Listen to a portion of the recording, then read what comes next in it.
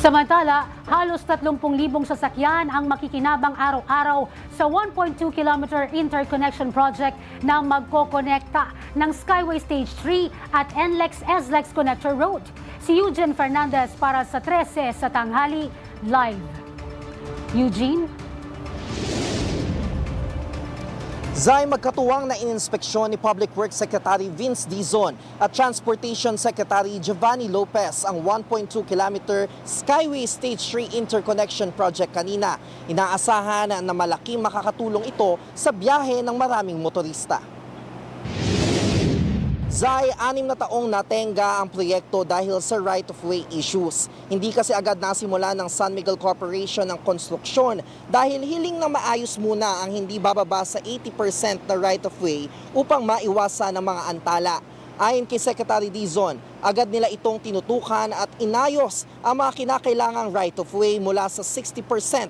Umabot na ngayon sa 98% ang naayos o ang naayos na. Kaya inaasahang magtutuloy-tuloy na ang konstruksyon ng proyekto.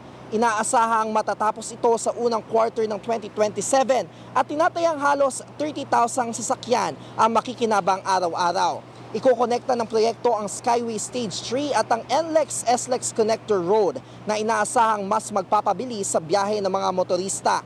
Ang naturang proyekto ay fully funded ng San Miguel Corporation.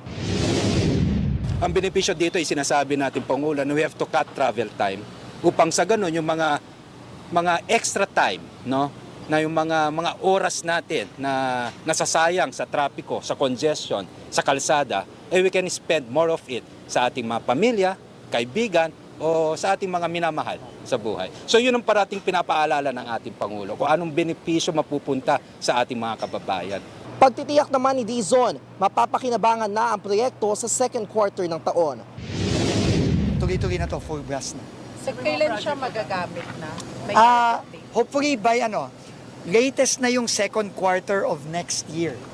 No, pero sabi ni Pangulo, kailangan bilisan to. So, pine-pressure namin ang San Miguel at ang Metro Pacific na gawing... Zay, sa pamamagitan nga ng naturang proyekto, inaasahan na mababawasan ng traffic congestion sa port area pati na rin sa Skyway na tiyak magpapabilis sa biyahe ng maraming motorista.